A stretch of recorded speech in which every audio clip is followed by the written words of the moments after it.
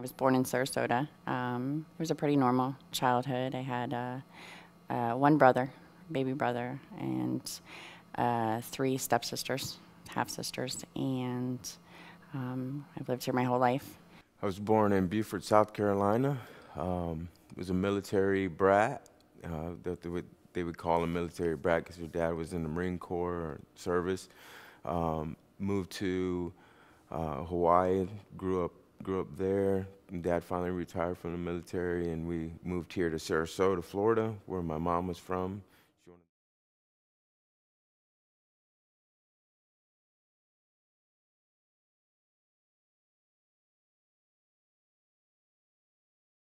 I had a house fire that was 2 weeks before Christmas. I was staying at a friend's house, and my the fire started, I guess, about 1 o'clock in the morning. So when I had woke up, I wasn't sure what was going on, and the firemen were actually still looking for me. No one knew where I was. So when I ran down there, I'd realized that I'd lost my mom, brother, and sister in the house fire.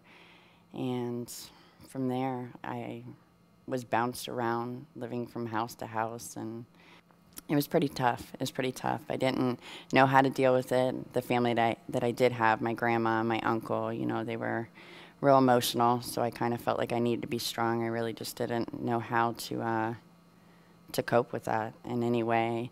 I went through a lot of guilt. I used to have dreams that I was trying to save my family over and over and over, and never really could find them.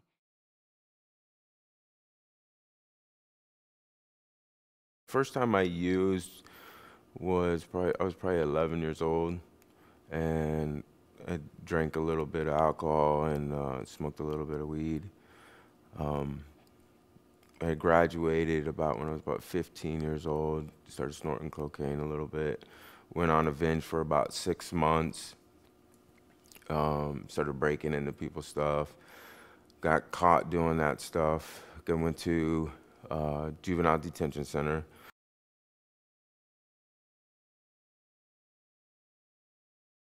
I got in a car accident, a real bad rear end, actually. A big SUV rear-ended me. I was pregnant, 6 months pregnant. I lost a baby. My two older boys were in the car. Kept going to specialists and different doctors, and they really pushed the medication with me.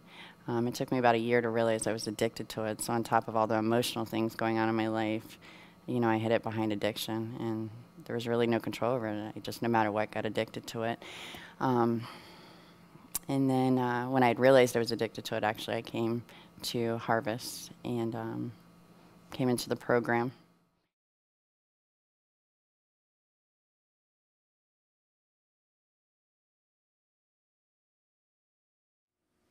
Nobody wanted to be around me. I wasn't a pleasant person to be around.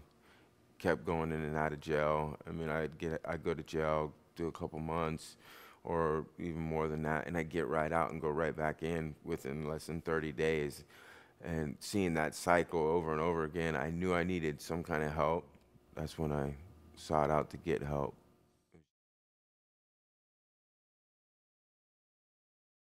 I was using when we got married.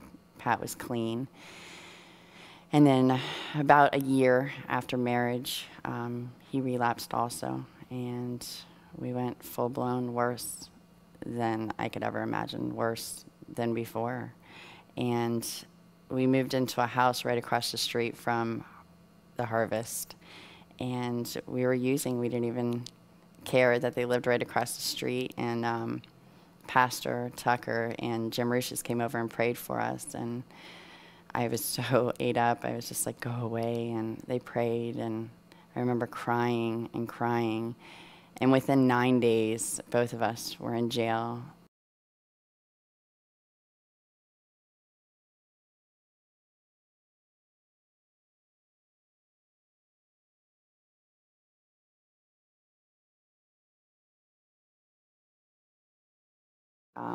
They held him at gunpoint and made him take his clothes off. And when he had taken his clothes off, he had put his money under the car. So when he had backed up, they let him go after they had robbed him and took my purse and everything too.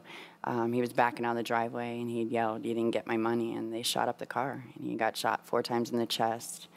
He made it back to my driveway and beeping the horn, screaming my name, and I came out and he was just in his boxers with blood just pouring out of him.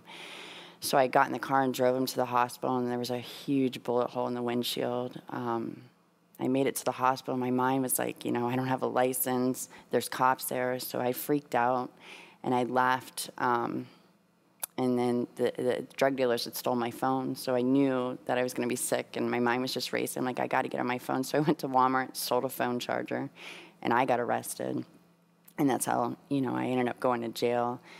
And I'd realized later that I'd read the police report. There was 3 bullets that they'd removed from the headrest of the seat I was sitting in. And, as my mind settled, I realized, that I could have been dead.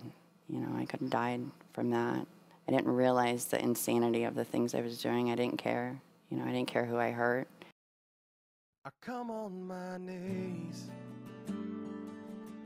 The turning point where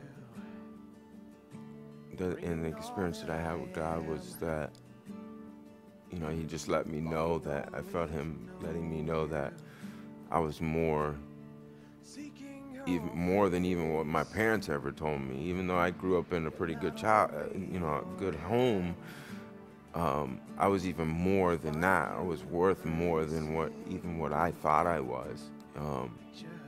When I started getting that in me, that's where the real change started coming about, and just wanted to do more. I just wanted to do better. A revelation that really started the change, because people used to say, Jesus loves you, Jessica. You're so special, and he's got something for you. And I used to say, I know. And I did not comprehend that in any way. And I started meditating on that, crying out to God. And what I'd realized, I didn't really believe and understand God's love for me and what he had done on the cross for me. And I remember being at the Mothers and Children's and crying out, saying, God, show me your face. And I really, really had to seek it. And I just got this vision of him looking down at me on the cross, and that's when it hit me. And that's where my healing began.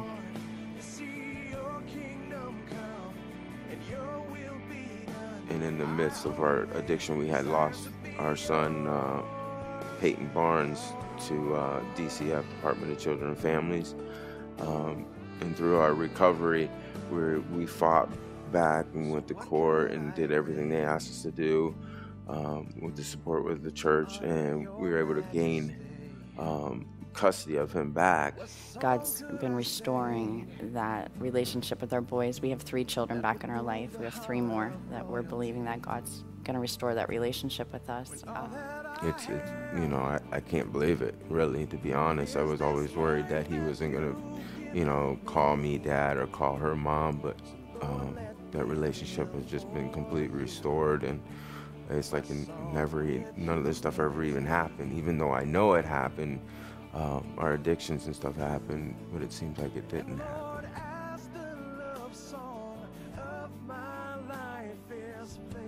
When I'm able to tell a guy or relate to any of their stories and tell a guy where God has brought me from, where Jesus has brought me from, it builds me up inside. It allows me to keep going. There's no turning back. There's no going backwards. It's only to keep going forward. It just feels really good. I never thought anybody would ever take any advice from me.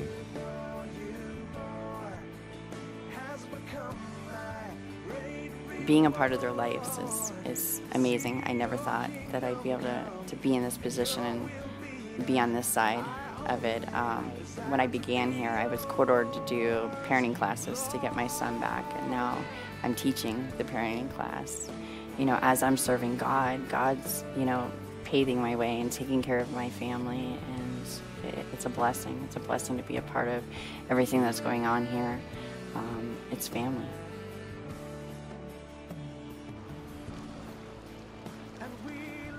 For 15 years now, I had struggled with addictions. Now delivered and set free from all that. I have a beautiful home ever since I came to Harvest House. A beautiful wife, beautiful children that I can look after and take care of. After losing my family in a house fire and going through years of addiction, being 90 pounds, having nothing, losing my children, God has restored my relationship and my life here at the Harvest. I have a home, a beautiful home. I have a beautiful husband and a beautiful family. God is continuing to restore my family. Has become my